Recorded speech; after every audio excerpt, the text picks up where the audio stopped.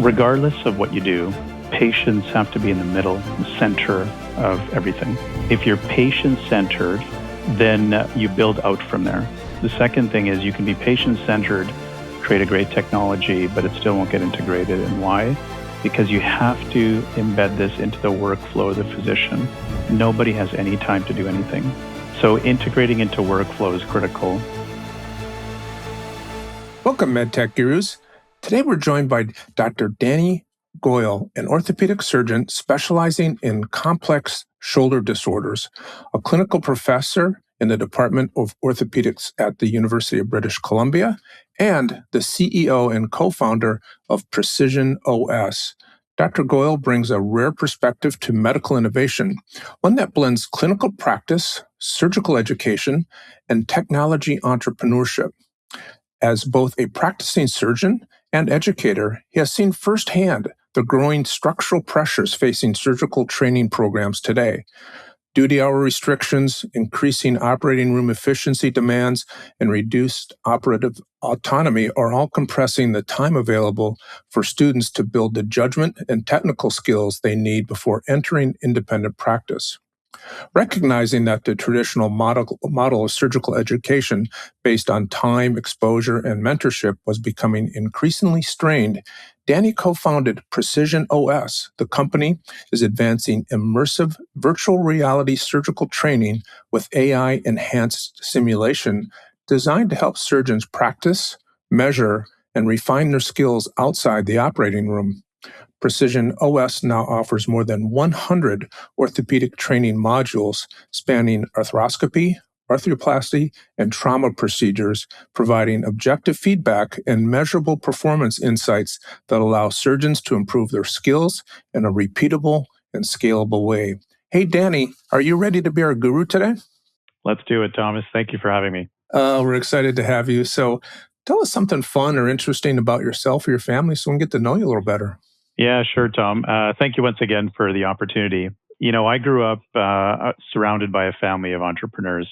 So my younger brother and I are actually the first physicians on both my mom and dad's side. And of course, being surrounded by entrepreneurs on both sides of my family, my brother and I both decided to pursue medicine. And full circle, I've come back to a world in business and entrepreneurship with Precision OS. Oh, that's fun and exciting, right? I'm sure your family's very proud of you. Yeah, certainly. They've given me some really good life lessons along the way. Yeah, for sure. So, Danny, as mentioned, you're both a practicing orthopedic surgeon and now a CEO of a technology company, right? So I'm just kind of curious about, not only the family, but other experiences in your own training or early career that made you start questioning whether the traditional surgical training model could keep up with today's realities. Can you offer us any insights there? You know, when I went through training, Thomas, it was in 2003 in Calgary. And one of the things that was very clear was the amount of pressure that one faced starting a residency, and that they had to learn all this knowledge in 5 years and then go out and execute and apply that skill on real patients where the risks were high. Not only did they have to acquire all this knowledge, but they had to acquire all this technical skill. And the technical skill comes in very high risk, high stake opportunities, which is the operating room. And so when you multiply that problem times, residency programs around the world, it's no different. In fact, it might be worse in other places than, say, where I trained, or better, for example, but we didn't know that. And so you have this quality of training that's variable, these experiences that are variable, both in the operating room and outside the operating room, and yet everybody's supposed to be able to deliver equal care once they graduate. And so going through this training myself, I realized that this is a really interesting problem because I experienced it firsthand. Yeah, that's really fascinating, right? I've been in this business for about 40 years, and I've been in the OR many times, and it's trying to keep up with all that too, right? I mean, and then going even from one operating room to another. Sometimes there's variables just within within your own system, right? That's right.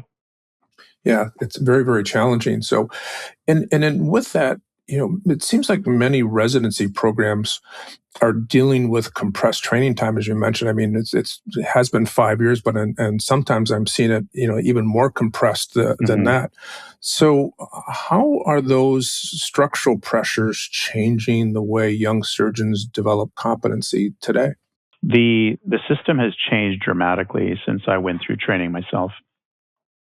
Right now, there's a real focus on efficient learning, or pardon me, efficient uh, cases through the operating room. Mhm.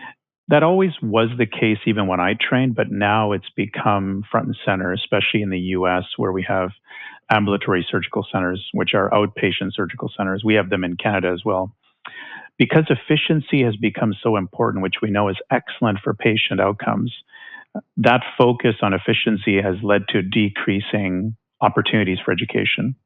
So that's the first big industry shift that's happened, or system shift. The second is, several years ago, the amount of clinical hours a resident could spend in the hospital were significant than they are today. And so the clinical hours that you have to learn this information has been reduced. On top of that, there's actually more information to learn. So the number of procedures today that are available in orthopedics is much higher than they were when I went through residency program. And that is only 15 years ago. So we have more to learn. We have less time. We have a system that drives towards efficiency in the operating room, which decreases the educational opportunities. And those variables are what has led to today's challenge. But the challenges have been there from the beginning.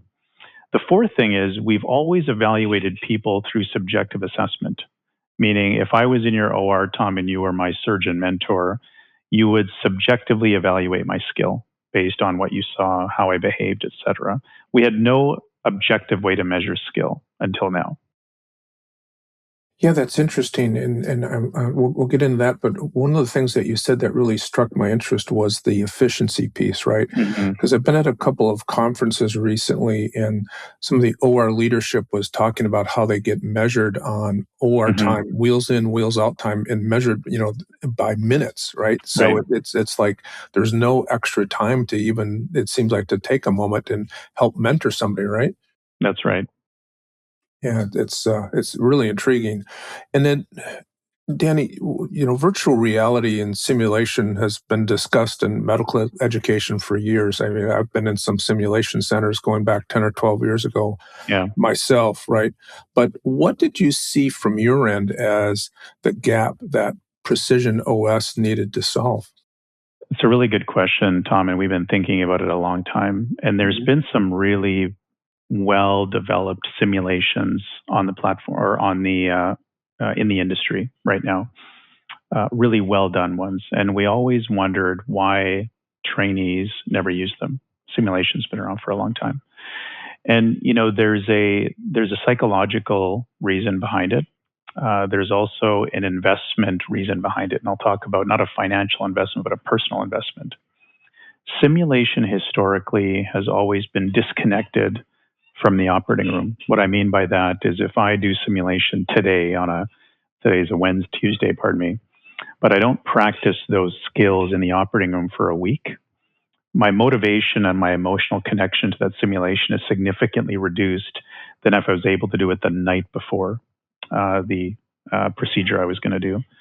They referred to that from my medical education colleagues who specialize in education as a detached learning experience, where I'm disconnected to the actual practical skill in the operating room. The thing that we wanted to solve is, look, we have these powerful opportunities for people to have hands-on training so they can optimize the time they have in the operating room, which means that a trainee has to have access to that when they want to have access to it. Not that they have to go to a different lab or they have to open up, different facilities for them practice procedures after hours. We want them to have it on demand or just in time. So the first problem we solved was, let's give them access when they want it. The second thing is we wanted to give people data on how they individually performed on a procedure, which we don't have either right now. Is if I do a case and you do a case, we may have different learning strategies, we may have different strengths, different weaknesses. Can we capture that data and give it back to the individual so they can improve themselves and know where the gaps and strengths are? Solving those two problems has led to where we are today, which is just-in-time training with objective skills assessment. Yeah, that's interesting. I love that feedback mode, right? Because Mhm. I'm thinking about if there is that week delay from when they maybe simulate the procedure and then go do it. As a hobby, I play a little guitar, but am I traveling for a week? All right, and I come back and I just can't make my fingers do what my brain wants it to do. And I know that's really simplistic, but is that kind of the same process here, the same track? It's identical, Thomas. I think that every technical skill that we do, whether it be sport, playing an instrument, having a connection to the actual experience is when we want to practice. If you're a golfer, you practice a few practice swings before you actually hit the ball. Hmm. If you're a basketball player, if you're a pianist, all those things require that connected experience or that just in time practice before the actual skill. Yeah, yeah, that's really helpful. And I was thinking about this, and with your background, you've approached this issue and this problem, if you will, not just as a somebody from a technology side, but also as a practicing surgeon and educator. So I'm just kind of curious, when you began starting to develop Precision OS, what did that innovation process look like? And maybe more, how did you move from identifying the problem in the surgical training to building something that could actually work? Could you provide us some insights there? It's a really good question. And when we started back in 2017, it was a problem that I personally felt myself. And I felt it through the education I was providing other physicians, other surgeons, is how do we help people become skilled physicians? Because me doing a one off experience wasn't as valuable as somebody having a continuous opportunity to improve skill. So that was one of the experiences I had. The second was obviously going through it myself, leaving residency, leaving fellowship, and then starting practice on my own. You have this sense of confidence that you're ready, but when things actually are happening, you don't feel like you've had as much experience as you could have. And so when we dug into the emotional, the psychological impact of lack of training, that really kind of highlighted the problem for us. Plus, we were hearing it quite a bit from our residency training directors and the residents themselves. Like, I wish I could do more. Mhm. And you hear that when people choose fellowships, is why people choose extra training after residency, is they usually choose the fellowship that offers the most hands-on experience, and which obviously indicates that they still feel like they can improve. So we tried to approach it from the problem, but simultaneously we were introduced to this technology, which Colin, one of our co-founders, was starting to tinker with back in 2016. So when we started to marry the problem with, oh wow, this happens to be a really powerful technology, it started to make sense, and that's how we started innovating to where we are today. Yeah, that's interesting. I would imagine, using your system. I'm just envisioning that first day you walk in as moving from a residence to an attending a Hmm. surgeon, and all of a sudden all the eyes are on you, right? And it's like the training wheels are off, and here we go, right? So I would think that your product would and technology would bring an awful lot of confidence to that first year surgeon. You make an excellent point there, Thomas, which I think is worth sharing a little bit about. There's these big transitions that happen in medicine that people not we don't talk about it too much, but I think we should talk about it more. When you go from being a medical student who's been in the classroom for 2 years into the clinical setting, that's a big transition, which Mhm. transitions are usually associated with a lot of doubt, sometimes pressure, anxiety, fear. The second big transition you make is when you leave medical school and you start that first day of residency on July 1. All of a sudden, you're a qualified orthopedic surgery resident.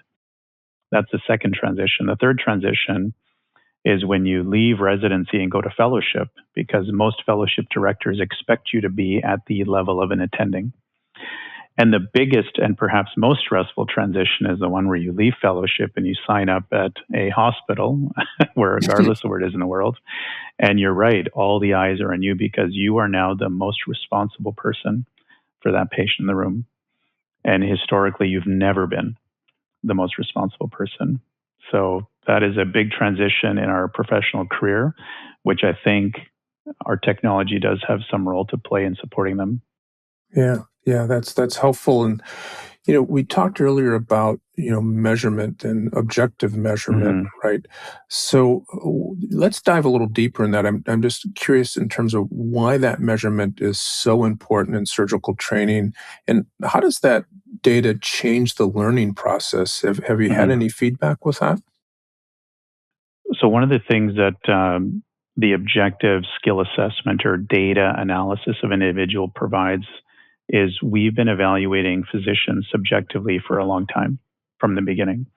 And if we go back to the days of Halstead, which is one of the fathers of the see one, do one, teach one, his model of learning was exactly that, but he would evaluate people subjectively. And one thing that when I read his historical literature on Halstead is he would evaluate people based on how well he liked them. And that played a role in his assessment of whether this was a competent surgeon. And I think that really has no role to play if you Hmm. like or dislike somebody. Now, the data, as we know, is extremely powerful, especially if it relates to the individual. We can only change our own behavior if we know exactly what we're doing right or wrong. And I'll use the analogy of a wearable I use for sleep. I've changed my behavior, my personal behavior, based on the data that I've captured from my sleep patterns over time. We see surgery as a very similar way. My learning and your learning are going to be very different. We're able to now measure gold standards of, a particular path, which we can now objectively evaluate somebody with. We're unlocking a completely new world here where we've never had this before. The fact that we can do it now is the most powerful thing. And the feedback we've had has been extremely positive to date. Yeah, I would think that rapid feedback, right? And then I'm thinking about a complex surgical procedure, right? When Hmm. you're replaying things, or if you've got a mentor and you're walking back through that, remembering all those little details along the way, right? About a particular technique or an approach that Right. might have happened early on. And then you've got this long delay, right? Where it seems like your system would be able to really break that down into particular segments. Is that how that works? That's exactly right. So we can collect a lot of data of a procedure when a resident or, in fact, a surgeon goes through the system now. VR is a really powerful tool in that regard. On average, it can collect up to 30 data points per second. Now, we don't know what all those data points mean, but to imagine where you can measure someone's every move in that number of data points and a frequency in a longitudinal area of time is a very powerful proposition to an individual. Because if we can measure what an expert can do and say, we know this person is a world expert because they have the best outcomes for this particular procedure, now we've got a guide that we can now compare people to when we're saying that someone is competent. And, that's all of a sudden such an exciting area to be involved in, especially when the risks are so high and the outcomes are so valuable for the patient on the other side.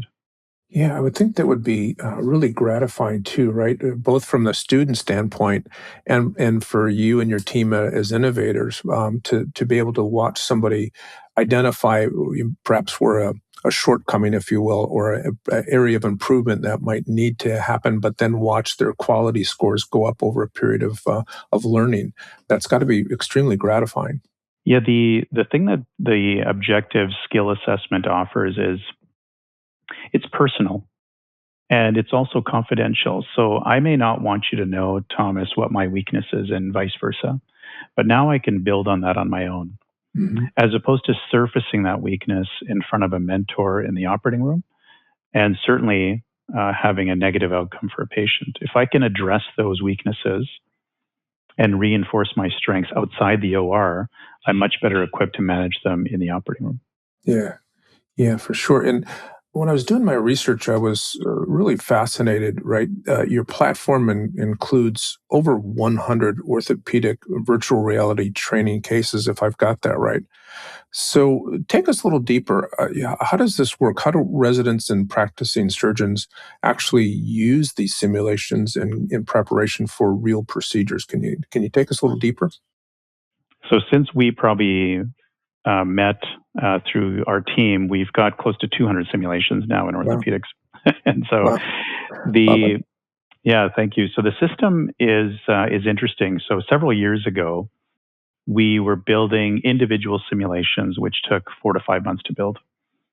We moved away from that model entirely and said, if we're going to help address a problem in medicine beyond orthopedics, say in podiatry, neurosurgery, craniomaxillofacial surgery, dental, et cetera, we need to think differently about this problem. So what we embarked on about 18 months now, over 2 years ago, is we actually built a digital cadaver lab. And the reason that's important is because cadavers are such a valuable asset that we use to learn and are part of medical training and have been for hundreds of years. But the supply is declining. And the demand, however, is increasing. So if we're going to address this problem and actually add value to our broad use cases, we need to build much more of a platform concept that anybody could use. So we built a digital cadaver. Now, the way people access it is we made it very streamlined. So everybody has a phone. I think there's more phones than people out there in the world right now, is from what I heard.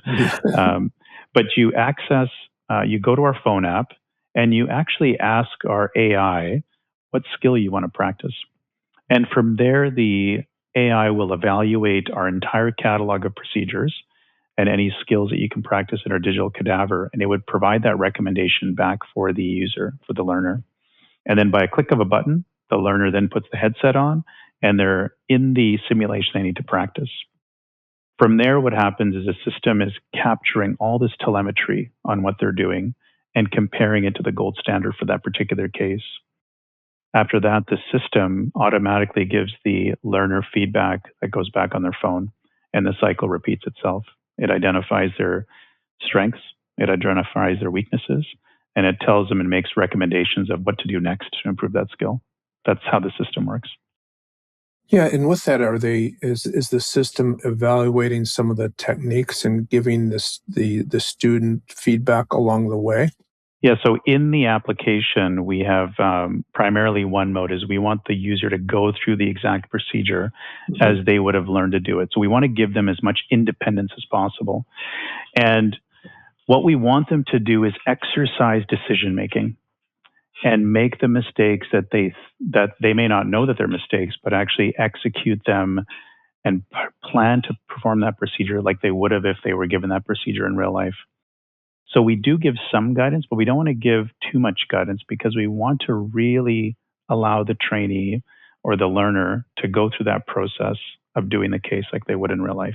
Yeah, that's fantastic. And I've got to imagine that, it may put you on the spot with this question, but it just occurred to me that you must be able to show some really interesting quality scores to hospital administration, surgery directors, et cetera. Is that something that you've experienced?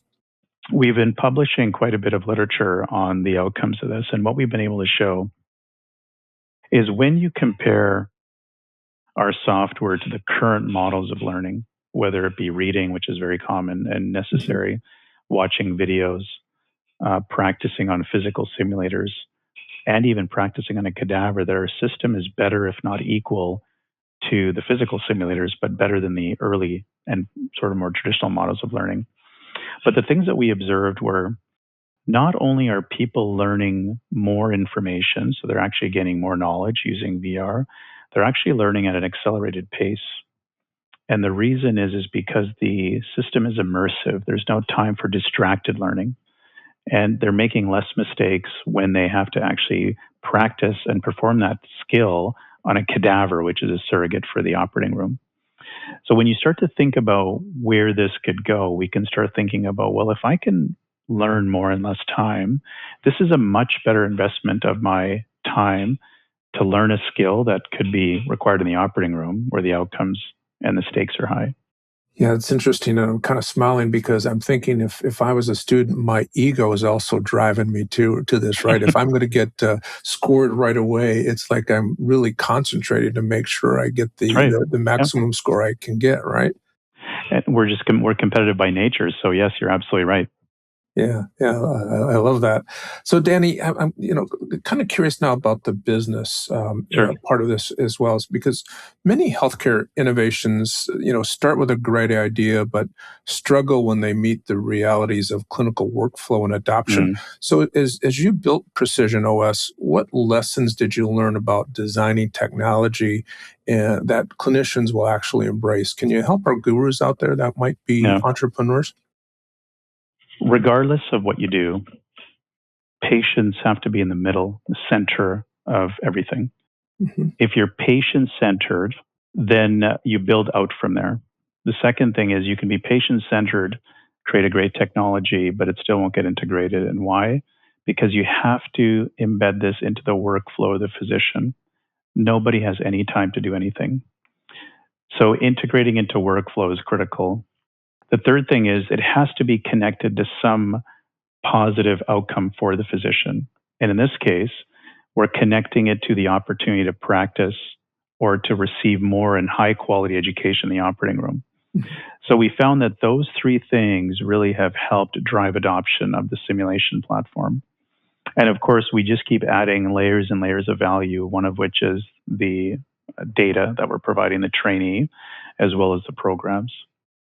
Yeah, that's fascinating, and it sounds like that's probably the primary reason. I think you mentioned towards the top of the show where some of the simulation systems kind of fall into disuse. But from what you're telling me, you're kind of pulling people along, and I think getting that adoption by having those best practices. Is that what you're seeing? Yeah, that's exactly what we're seeing. I think the workflow integration is a big one. I see that in my own practice. We recently tried to change electronic medical health records in our office, in our surgeon office. Not many people were interested in that, Thomas, is because there was an amount of energy required to do that, and there was a learning curve associated with it. You have to remove those barriers for physicians. So for them to really adopt a solution, it almost has to be invisible how it's integrated. It has to be efficient and it has to be effective. And I think when you start to think of those things, then you could start to adopt and you could start to integrate how your innovation might be worthwhile for the healthcare space, which is a very, I would say, a challenging space to enter with innovation. Yeah, that's for sure. And with that, I'm also kind of curious from a personal entrepreneur standpoint. What kind of challenges did you face? Going from a surgeon and educator to now a CEO and co-founder. How was that transition? I've thought about that a lot. And, most people talk about how physicians are generally not business oriented. And, I thought a lot about that. And, but there's this flip side where some of the most successful hospitals in the US were actually physician led for the longest time. Mayo Clinic, Cleveland Clinic are good examples. Highly profitable, excellent outcomes for patients, but physician driven. And so when I analyze that from a surgeon's perspective, there's a lot of parallels that we do as clinicians that align with what a CEO does. We have to make decisions based on incomplete information as CEOs as well as surgeons. We have to align people for a simple or a single objective. We have to do that in the operating room all the time where you're aligning your entire team to fulfill an outcome for a patient. And, I think having a goal is very similar both in surgery as well as in entrepreneurship. There's an end goal here. How do we deliver the ideal outcome for that patient? And I think, at least in healthcare innovation, there's a lot of parallels between both, I would say, which didn't seem obvious when we first started. At least to me, it didn't. But historically, I think that model really kind of seemed to resonate with me. Yeah. Yeah. And I would think, at least from my point of view, having been in medical device sales and marketing for a number of years, I think that orthopedic surgeons probably see more innovative products than any other specialty out there, right? There's always somebody coming with a new device or a Yeah. new approach. Did that help you? Did you have a chance to look at companies and go, boy, if this was my company, I would have done this a little different? Did that help you at all? I don't think I was thinking about that back then. But I Mm-hmm. certainly think about that now because I see there's a ton of innovation around orthopedics, as you mentioned. So I do come at it from a completely different lens today than I did, 7, 8 years ago. I would say that in orthopedics, when you see an innovation, a new product, you're very excited about it. But today, I think, coming from my background now that I've had this experience, I look at it completely differently. Mm-hmm. I evaluate things from, okay, how are they marketing the product? How are they selling the product? How does it actually work? And what are the positive outcomes that I can bring to my practice? And then what are the challenges that I would have to face to integrate this clinically?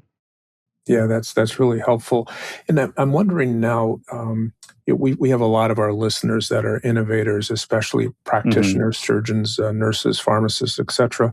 What advice would you give those clinicians who want to bring their own innovations to market in today's marketplace? I would say that continue to pursue it. I think that we need to have a lot of innovation in medicine, and there's a lot of problems to solve. And from one innovator to the next, I would say that it is worth pursuing if you have a patient outcome at the center of it. And the future is bright, I would say, for patients. I mean, we're living in a very innovative time. So the Mhm. advice I would give to them is A, seek it out. B, if they're non-medical people who are innovating in this space, be in touch with people who are clinical in background. If they're clinical in background, I would say it's ideal if they've experienced a problem themselves, because I suspect their peers and colleagues are also feeling the same pressure. So it could be validating to hear that from other people. So, those three things have really helped guide me along and our team is we wanted to live in the problem. I personally continue to practice because I want to live in the problem. Mhm.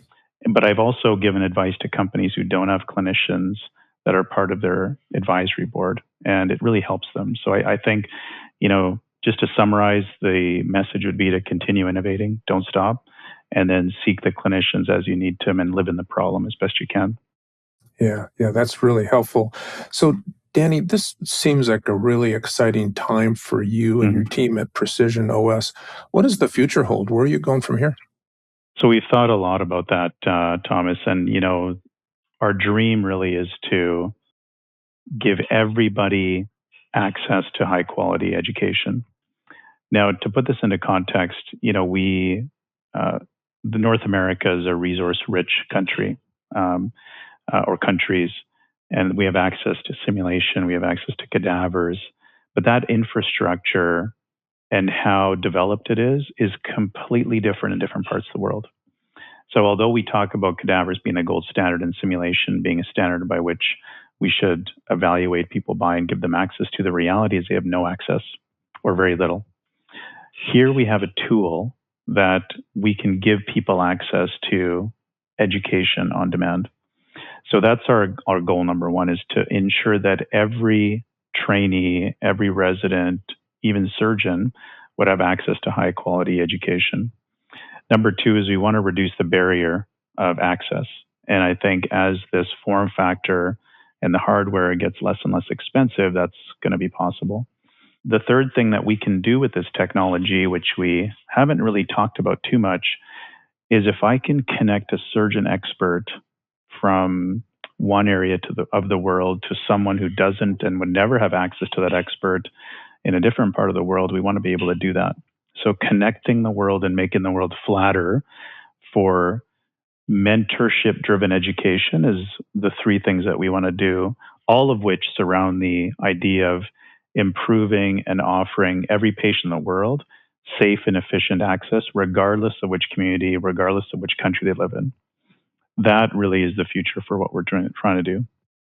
Yeah, that's outstanding. I especially like, well, I like all of it, but that last part, right? Because I'm thinking about a surgeon that perhaps has done a few procedures or a few types of techniques, but there's Hmm. an expert out there, and all of a sudden, hey, I've got a patient that just presented in the emergency department or That's right. someplace else, to be able to go and access something and brush up on that technique or get that best Yeah. practice before you go in and see that patient and start the process. That's really outstanding.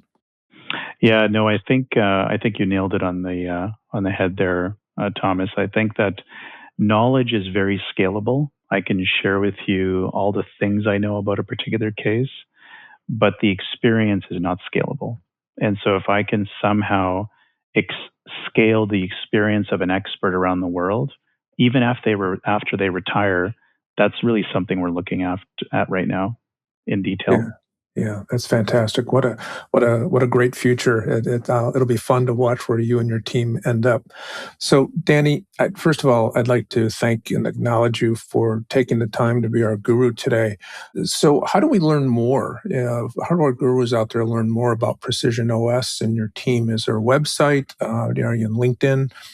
Where do they go to find out about you and your team? Yeah, so for our team, certainly precisionostech.com is our website. We're also on LinkedIn under the similar handle and Instagram. For me personally, again, also on LinkedIn at Danny Goel and then Instagram at Danny Goel MD. And certainly if there's programs that want to institute this, they can email me personally. And my email is dgoel@precisionostech.com. And I'm happy to share that. I love talking to my colleagues around the world to see if we can help them achieve the goals that they want to achieve for their trainees and their patients. Oh, that's terrific. So, Danny, once again, thank you so much for being our guru today. It was a pleasure to learn about Precision OS and to have the opportunity to chat with you. It was truly my pleasure, Thomas. Thank you. Thank you. Thank you for listening to MedTech Gurus. I am Sylvester Harris, your MC. If you want to learn more about Tom and his consulting services, you can go to www.pctmedical.com or email Tom at tom@pctmedical.com. Now, I can be reached at Sylvester Harris, that's SylvesterHarris 5048@gmail.com. And I'd be pleased to discuss any voiceover work that you may want for your company or broadcast. Hey, thanks so much for listening, and catch us on the next episode of MedTech Gurus.